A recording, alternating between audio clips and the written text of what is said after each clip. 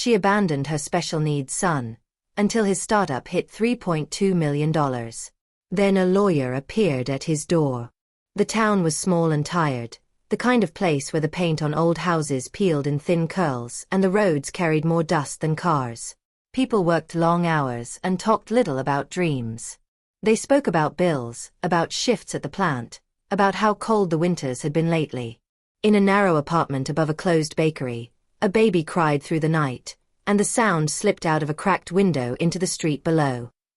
Hit that subscribe button and tap the bell icon so you never miss our latest uploads.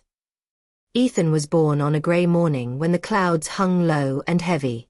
The room smelled of clean sheets and old metal. He was small, his hands curled tight, his breath uneven. The nurse wrapped him carefully and placed him in his mother's arms. Lena looked down at him with a face that could not settle on one feeling. There was fear there, and surprise, and something close to hope that did not know where to land. Lena was young, younger than she liked to admit. She had left school early and worked when she could. Some weeks she cleaned rooms at a motel. Other weeks she watched children for neighbors who paid her late. She had learned to move fast and expect little. People often said she had a sharp tongue, but inside she felt soft and unsure. When Ethan cried, she felt her chest tighten, as if the sound was asking her a question she did not know how to answer. In the first weeks, things felt unreal. The apartment was too quiet when Ethan slept and too loud when he woke. Lena fed him, washed him, and tried to smile when visitors came. A few neighbors brought soup and blankets. Others came only to look, their eyes moving too slowly, as if they were measuring something they would not say out loud. It did not take long for doctors to notice that Ethan was different. He did not track faces the way they expected. He did not respond to sounds in the usual way. Tests were done, words were spoken, and papers were filled. The words were careful but heavy. Developmental challenges. Delays. Ongoing support. Lena nodded, though her mind felt far away, floating somewhere above the room. At home, she searched the internet late at night, reading stories that scared her and advice that made her feel smaller. Some pages spoke of patience and love. Others spoke of costs, of therapy, of time she did not have. Each word felt like a stone added to a bag she was already carrying. Money became tight fast. Diapers cost more than she planned. Missed work meant less pay. When Ethan was sick, she stayed home and watched the clock, counting hours she could not sell. The landlord knocked twice in 1 month. His voice was polite but firm. Lena nodded again, promising things she did not know how to keep. People in town talked. Not loudly, but enough. A woman at the store asked too many questions. A man on the bus stared when Ethan made sounds that were not quite words. Lena felt eyes on her back wherever she went. She began to stay inside more. The walls felt closer each day. Her own family was far away, or maybe just distant in another way. Calls were short. Advice came quickly and left faster. Some said she should be strong. Others said she should think about the future. No one offered to stay. At night, when Ethan finally slept, Lena sat on the floor and leaned against the couch. She stared at nothing and tried to breathe. She told herself she loved him. She also told herself love was not always enough. These thoughts fought in her head, loud and restless. A social worker visited one afternoon. She spoke gently and asked questions in a soft voice. She talked about support programs and options. She talked about foster care, about families trained to help children like Ethan. Lena listened with her hands folded tight in her lap. That night, Lena did not sleep. She watched Ethan's chest rise and fall. She counted the seconds between breaths. She remembered her own childhood, the days she felt unwanted, the nights she cried quietly so no one would hear. She told herself she did not want that for him. She told herself that wanting was not the same as being able. Days passed, and the idea grew roots. She began to repeat certain words to herself. For the best. Better chances. More help. Each time she said them, they sounded a little more real. Each time, they hurt a little less. The decision did not come all at once. It came in pieces, in small moments. In the empty fridge. In the overdue notice slipped under the door. In Ethan's cries that she could not calm. In her own tears that fell without warning. When she finally said yes, the word felt strange in her mouth. Papers were brought. Forms were signed. Dates were set. The social worker thanked her for thinking carefully. Lena nodded again. She was good at nodding. On the morning it happened, Lena dressed Ethan in his softest clothes. She packed a small bag with a blanket and a toy he liked to chew. Her hands shook, but she moved slowly, carefully, as if being gentle could change something. The car ride was quiet. Ethan looked out the window, his eyes catching light and color without meaning. Lena watched him in the mirror. She wanted to say something, but no words came. The building was clean and bright. Too bright. Voices echoed in the hallway. Another woman held out her arms and smiled. Lena hesitated for one breath too long, then placed Ethan into them. The moment stretched. Ethan made a small sound, not a cry, just a question shaped like air. Lena's chest burned. She bent down and kissed his hair. It smelled like soap and home. She turned away before she could change her mind. Each step felt heavier than the last. She did not look back until she reached the door. When she did, Ethan was watching her. His eyes followed her movement, calm and curious, as if she was stepping into another room and would return soon. She left. Outside, the sky was still gray. The town looked the same as always. People walked by, unaware. Lena stood on the sidewalk and pressed her hands together until they hurt. She told herself she had done the right thing. She told herself this was love in another form. Inside, Ethan watched the door. He did not know what goodbye meant. He only knew that the face he knew was gone. He waited quiet, in a world that suddenly felt larger and colder than before. Ethan learned early that nothing stayed the same for long. Rooms changed. Voices changed. Even the way the air felt seemed different from place to place. He moved with a small bag and a quiet body, following adults who spoke about him as if he was not standing there. Each new house came with rules he did not fully understand and faces that tried to decide what he was worth. Some homes were cold without being cruel. Food was on the table, a bed was ready, but no one asked questions or waited for answers. He learned to eat fast and speak little. In those places, he felt like furniture that had been moved in by mistake. He tried not to take up space. Other homes were kinder in small ways. A woman who cut his sandwiches into neat shapes. A man who fixed his shoes instead of throwing them away. These moments stayed with him longer than the houses themselves. Still, kindness often came with limits. People got tired. People moved on. School was harder. Classrooms were loud and bright, filled with rules that shifted without warning.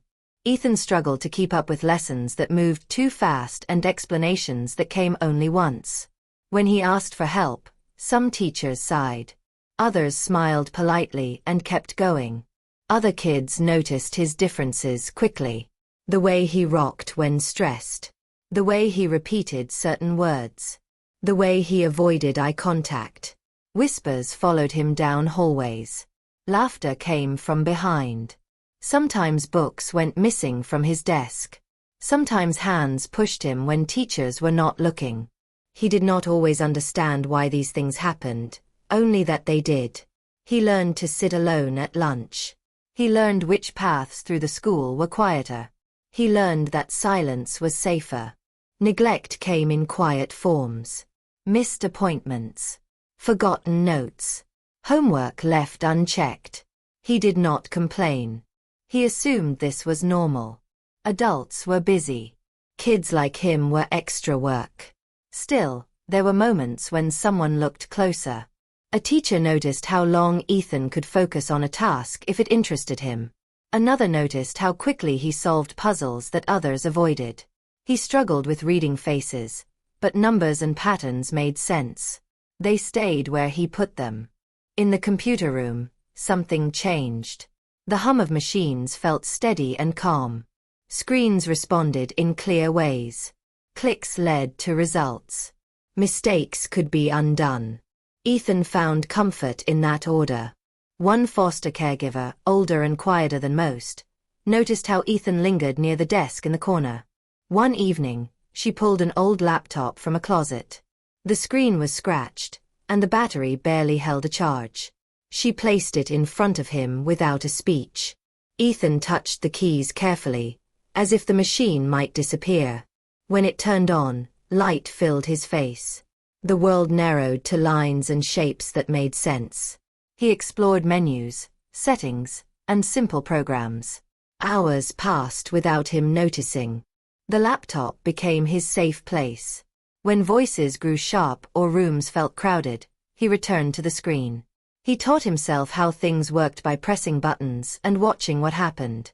If something broke, he tried again. Online, he found tutorials and forums. Words there were clear and direct. People explained problems step by step. No one laughed when he asked a question. No one cared how he sounded.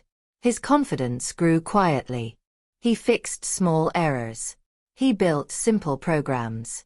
He stayed up late learning things no one assigned. Each solved problem felt like proof that he was not broken, just different. Loneliness did not leave, but it softened. He still sat alone most days. He still moved homes. But inside, something steady formed. A sense that he could build things, even if he could not belong yet. Teachers began to notice more. One asked how he learned so much on his own. Ethan shrugged. Explaining felt hard. Showing was easier. The laptop stayed with him when he moved again. It fit into his bag, scratched and worn, but faithful. Wherever he landed next, he opened it and found himself again. Growing up invisible taught Ethan how to observe. He watched systems, patterns, and people. He learned where cracks formed and how things failed. While others overlooked him, he gathered knowledge quietly. No one saw a future in him yet. But in the glow of a flickering screen, Ethan began to see one for himself. By the time Ethan reached his teenage years, change no longer surprised him. New homes came and went like seasons. He learned to pack fast and unpack slower. He learned which questions not to ask. His body grew taller, his shoulders thinner, but his habits stayed the same. Quiet steps. Careful words. Long hours alone. School became more demanding, but also more distant. Social rules grew sharper, harder to follow. Jokes moved too fast. Conversations jumped without warning. Ethan tried to copy what others did, but it felt like wearing clothes that did not fit. He often went home exhausted, not from work, but from pretending. The laptop stayed with him. It was older now, slower, but it still worked. When the house was loud or his thoughts raced, he turned it on. The screen greeted him the same way every time. No judgment. No confusion. Just a place to begin. He discovered coding almost by accident. A free lesson led to another. Simple commands turned into small programs. Words typed on the screen caused things to happen. Buttons appeared. Numbers changed. It felt like learning a language that spoke back clearly. Ethan followed free courses, watched videos late at night, and read guides written by strangers who explained things patiently. He learned about automation, about making tasks run on their own. He learned how data moved, how systems talked to each other. Patterns showed themselves everywhere. Not everything came easily. Some lessons confused him.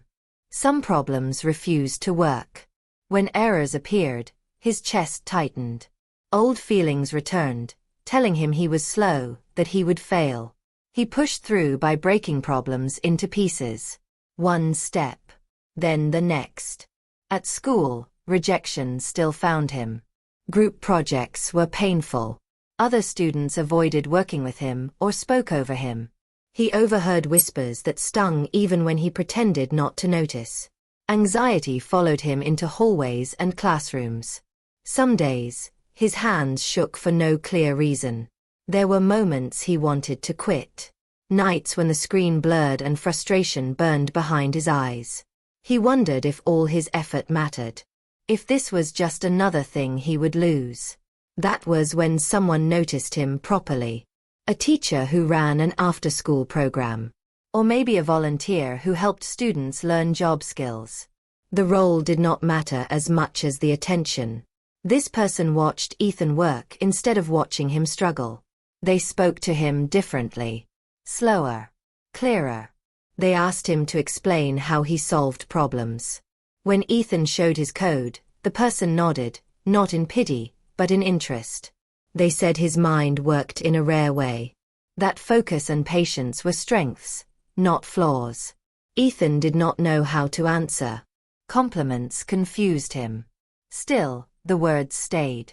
With encouragement, he tried more complex projects. He learned to fix broken scripts. He learned how to organize messy data. He learned how to test and improve his work. Each success added weight to a new idea. Maybe he could do this. Maybe he already was. Online, he discovered places where people paid for small tasks. Fixing errors. Automating reports. Cleaning data. He created an account under a simple name. No photo. No personal story. The first job paid very little. But when the money arrived, Ethan stared at the screen for a long time. It was proof. Someone needed what he could do. Someone trusted him, even without knowing his face. He worked carefully, double-checking everything. He finished tasks early. Clients thanked him. Some came back. The income was small, but it mattered. It bought clothes. It bought food. It bought quiet confidence. For the first time, he felt a sense of control. He did not depend on moods or promises. His skills spoke for him. When the world felt uncertain, he returned to his work. There were still hard days. Anxiety did not vanish. Loneliness did not disappear. But something stronger stood beside them now. Purpose. One evening, after finishing a long project, Ethan closed his laptop and sat still. He thought about all the doors that had closed on him.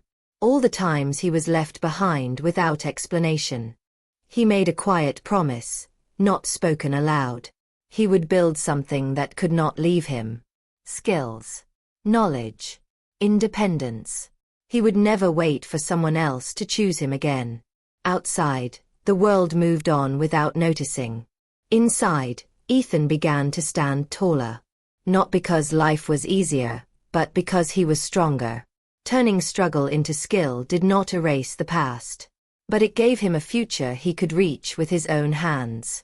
By the time Ethan reached his early 20s, life had settled into something almost predictable. He still moved carefully through the world, still avoided attention, but his days now had structure. He worked, he learned, and he rested when his body demanded it. Stability, once a foreign idea, had begun to feel real.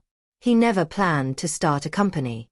The idea came from frustration, not ambition. Again and again, he saw the same problems in systems people relied on every day. Reports that took hours when they should take minutes.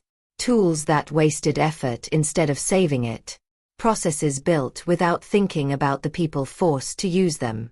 Ethan noticed inefficiency the way others noticed noise. It bothered him deeply. He felt it in his chest when steps were repeated for no reason, when data was entered twice, when mistakes happened because systems were poorly designed. These were the same struggles he had faced for years while freelancing. Late at night, after finishing client work, he began building something for himself. A small tool at first. Just a way to make his own tasks easier. He cleaned up the logic. He simplified the steps. He tested every detail until it behaved exactly as expected. When it worked, he felt calm. He shared the tool quietly with a few people online who had similar problems. They asked questions. They offered suggestions. Ethan listened closely. He fixed bugs before anyone complained. He added features only when they truly mattered. Slowly, people began using it without him asking. Ethan did not announce anything. He did not write big posts or chase attention. He disliked noise and promises. He focused instead on making the product better, clearer, and easier to trust. He lived simply. His apartment was small and neat. Furniture stayed where it belonged. Money came in, but he spent little of it. Every extra dollar went back into the work. Better servers. Better security. Better testing. Some months were hard. Growth was slow, and doubt returned quietly. He wondered if he was wasting time building something no one would notice. He remembered all the times he had been overlooked before. The thought stung. Still, he kept going. He tracked every detail, every error report, every user message. He knew his system the way others knew their favorite songs. When something broke, he fixed it before sunrise. Clients began recommending the tool to others. Small teams adopted it. Then larger ones. The growth was steady, quiet, almost invisible from the outside. Ethan avoided interviews and public talks. He turned down offers that felt rushed or flashy. He did not trust fast promises. He trusted slow proof. Years passed this way. No celebrations. No announcements. Just work, improvement, and care. One afternoon, while reviewing financial reports, Ethan paused. The numbers looked wrong. He checked again. Then a third time. His hands were steady, but his breath caught. The valuation had crossed a line he never imagined. The company, built in silence, was now worth $3.2 million. Ethan leaned back in his chair and stared at the ceiling. He felt no urge to shout or celebrate. Instead, a deep quiet spread through him. A sense of safety he had never known. Bills no longer frightened him. Housing no longer felt temporary. He could plan beyond the next month. But with the safety came distance. People reached out once they noticed. Messages arrived from strangers. Offers appeared. Compliments followed. Ethan responded politely, carefully, keeping space between himself and the world. Success had not erased his past. It had only given him walls. He still lived modestly. He still avoided crowds. He still worked late into the night, fixing things that others might ignore. Sometimes, he wondered if anyone would ever truly know him, or if he preferred it this way. For now, quiet success was enough. The company stood strong. The future looked stable. Ethan felt safe at last, even if his heart remained guarded, waiting for something it did not yet understand. Lena's life had grown smaller over the years. Not louder or dramatic, just thinner, like a room slowly losing its furniture. Jobs came and went. Rent rose. Friends faded. She moved from place to place, carrying boxes that felt heavier each time. Some nights she lay awake staring at the ceiling, listening to sounds from other apartments. Laughter. Arguments. Music through walls. She felt like a guest in her own life, never fully settled anywhere. She told herself she had done what she had to do. She repeated it the way people repeat prayers. Still, the thought of Ethan surfaced without warning. A child in soft clothes. A quiet look. A door closing. She tried not to follow those thoughts too far. One afternoon, while waiting in line at a discount store, Lena overheard a conversation behind her. Two people talking about tech companies. About tools that made work easier. About someone who had built something quietly and sold nothing of himself to do it. A name slipped out. She froze. It was not a common name. She had not heard it in years. Her heart began to beat too fast, as if her body knew something before her mind could catch up. At home, she searched online with shaking hands. Articles were few. Mentions were brief. No photos. No interviews. Just numbers, growth, and quiet praise. The age matched. The details lined up. Lena sat back in her chair and stared at the screen until it dimmed. Her chest felt tight. A wave of emotions crashed into each other. Shock, relief, pride, fear, and guilt. She told herself she had always wondered what became of him. That she had hoped he was safe. That she had wanted the best for him. Then another thought arrived, softer but sharper. He had made it. Her life, in contrast, felt like a long list of almosts. Almost stable. Almost enough. Almost okay. The gap between their lives opened wide in her mind. She did not think of the years between. Not the homes he moved through. Not the silence. She thought instead of blood, of connection, of what she once carried. She told herself she deserved to know him now. Days passed, and the idea grew stronger. She imagined meetings that went well. Conversations where everything was explained and forgiven. She imagined being welcomed back into a life she had left. At the same time, resentment crept in. She thought of all she had lost. Of how hard life had been. Of how unfair it felt that he had found success while she struggled. She did not see the work behind it. Only the result. Reaching out directly felt impossible. Too risky. Too personal. She feared rejection more than silence. So she chose distance. She searched for help and found it in an office with clean walls and careful smiles. She explained her story in pieces. A mother. A hard choice. A lost son. The lawyer listened, asked questions, and took notes. Words like reconnection and rights were used carefully. Lena nodded often, comforted by the formality. It made things feel official. Justified. She signed papers she barely read.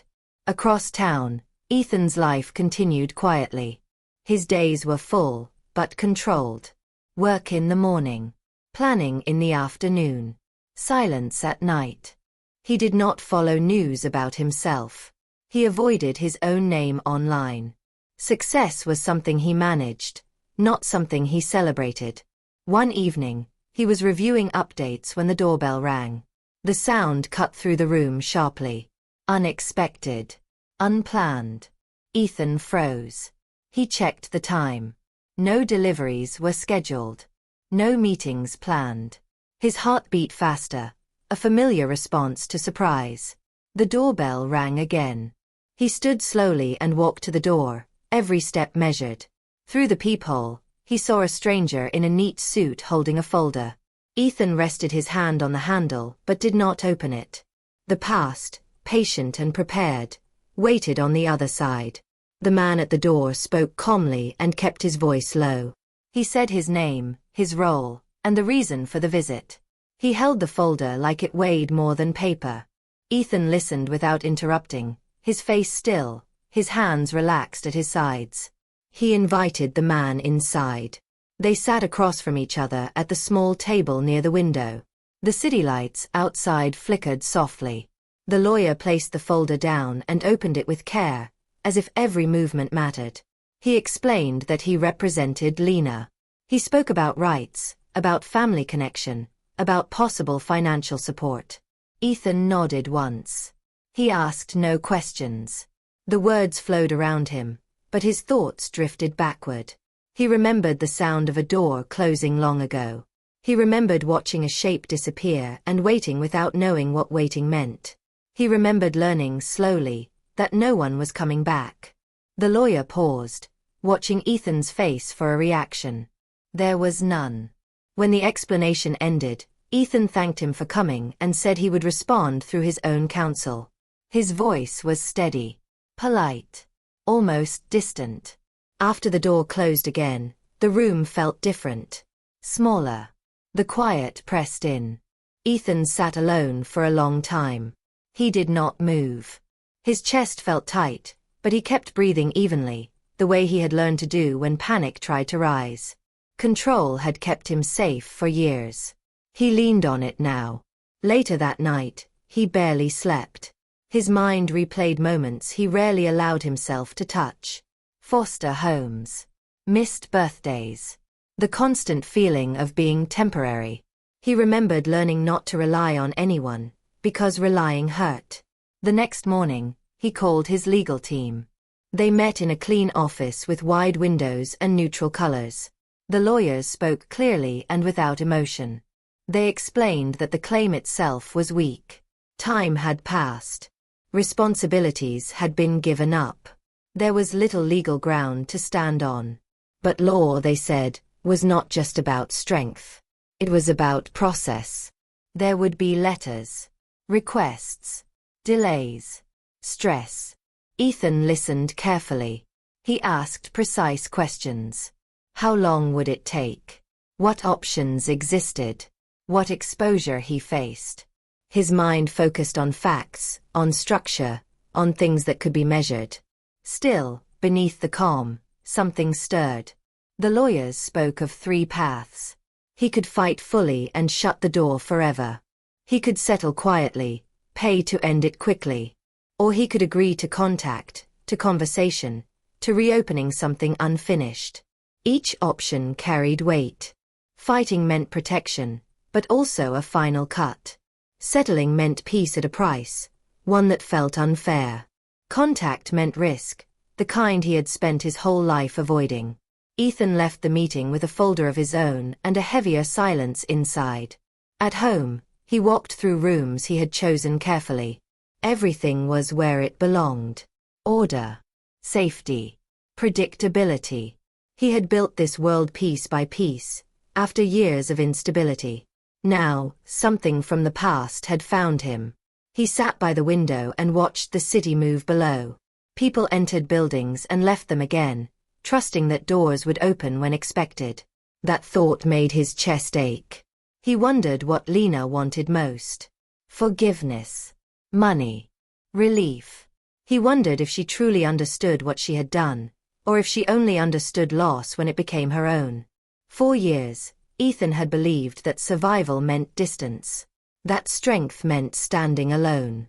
And it had worked. Until now. The stability he had earned was real, but fragile in ways he had not considered. Old wounds, untouched, had begun to ache. That night, he opened his laptop but did not work. Instead, he stared at the screen, thinking about the child he had been and the man he had become. A choice waited ahead. For the first time in years, Ethan felt uncertain. Not about his ability to succeed, but about how much of the past he was willing to face. Outside, the city lights stayed steady. Inside, something old and unresolved pressed against the future he had built. He closed the laptop and sat in the quiet, knowing that whatever he chose next would change more than just the case. It would change him. Ethan agreed to the meeting with careful limits. 1 place. 1 hour. No lawyers in the room. He chose a quiet cafe with wide windows and neutral colors, a place where voices stayed low and exits were visible. He arrived early and sat with his back to the wall. When Lena walked in, he recognized her and didn't at the same time. The shape of her face was familiar, but time had changed the details. She moved slower than he expected. Her eyes searched the room before finding him. She hesitated, then sat across from him. For a moment, neither spoke. Cups clinked softly nearby. A door opened and closed. Lena broke the silence first. She said his name carefully, as if testing it. Hearing it from her felt strange. Not painful, just distant. Ethan nodded once. She began with apologies that sounded practiced but fragile. She talked about being young. About fear. About not having help. Her words came in waves, rising and falling, sometimes drifting away from the point. Ethan listened without interrupting.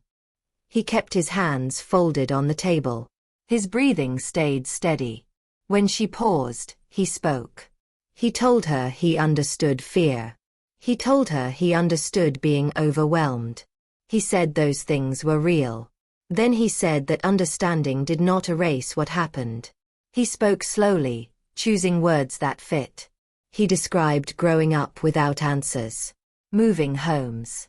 Learning not to expect anyone to stay. He explained how trust became something he avoided because it hurt too much to hold.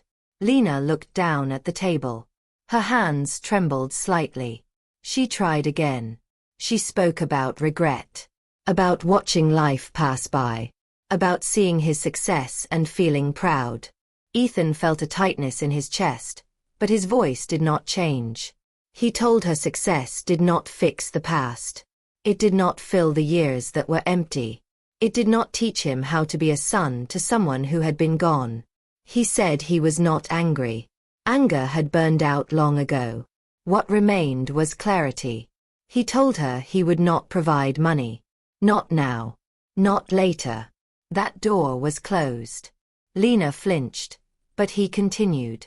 He said this meeting was not for her relief. It was for his. He needed to say these things out loud, on his terms. He needed to acknowledge the truth without softening it. He told her he wished her no harm. He also told her he did not owe her access to his life. Tears gathered in her eyes. She asked if there was any chance. Ethan thought for a moment. He said closure did not always look like reunion. Sometimes it looked like honesty and distance. He said he was choosing peace, not punishment.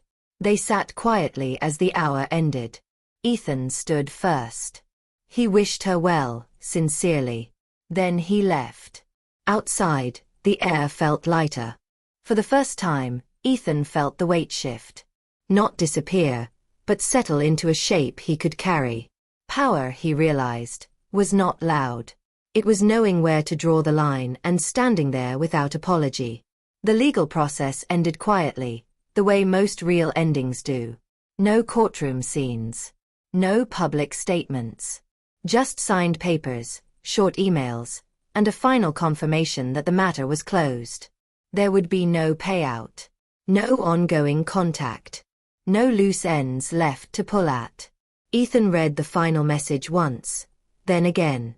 He felt nothing dramatic rise in his chest. No victory. No sadness. Just a calm certainty that the chapter was finished. He went back to his routine the same day. Work in the morning. Planning in the afternoon. A simple meal at night. Life did not change on the surface, but something inside him had shifted. For years, he had carried questions without answers. Why he was left. What he had done wrong. Whether something about him had made staying impossible. Those questions had shaped how he moved through the world, quietly guiding his choices. Now, they felt smaller. He thought about how far he had come on his own. The homes. The silence. The nights spent teaching himself skills while others slept. The moments of doubt. The slow, careful building of a life that finally felt solid. None of it had been given to him. He did not feel proud in a loud way. He felt grounded. With the legal matter resolved, Ethan found his thoughts drifting toward the past in a different way. Not with pain but with distance. He thought about the children he had once been like. The ones who sat alone in classrooms. The ones who learned early not to ask for too much. He remembered how one small kindness had changed his path. An old laptop. A few patient words. Access to learning when no one expected much from him. The idea came slowly, the way his best ideas always did. He began researching programs that supported foster children, especially those with special needs. He read reports, talked to experts, and listened more than he spoke. He looked for groups that focused on skills, not pity. On opportunity, not labels. When he started funding them, he did it quietly. No announcements. No press. He set up grants for technology access, tutoring, and training. He made sure the programs were flexible, built to adapt to different minds and different needs. He did not attach his name. What mattered was that a child somewhere might open a laptop one day and feel the same calm he once felt. That someone might notice their focus instead of their struggle. That felt like enough. Lena drifted out of his life the same way she had returned. Slowly. Without ceremony. There were no more messages, no more requests. She lived with the choices she had made, just as he lived with the ones he made now. Ethan did not wish her harm. He also did not carry her with him. Time passed. The company continued to grow at its own pace. Ethan hired carefully. He built a team that valued clarity and respect. Meetings were short. Expectations were clear. People stayed. At home, his space remained simple. Clean lines. Quiet evenings. A place where his nervous system could rest. Sometimes, he thought about forgiveness. Not as something owed to someone else, but as a weight he no longer needed to carry. He realized that forgiveness was not the same as forgetting, and it was not the same as reconciling. It was simply release. He had spent years believing peace would come from answers or apologies, from being chosen at last. Now he understood something different. Peace came from choosing himself. One evening, as the sun dipped low and the city lights began to glow, Ethan closed his laptop and sat by the window. He watched people moving through their lives, each carrying stories no one else could see. He felt steady. Not because he was forgiven, but because he no longer needed to be. The ending, he realized, had always been his to write.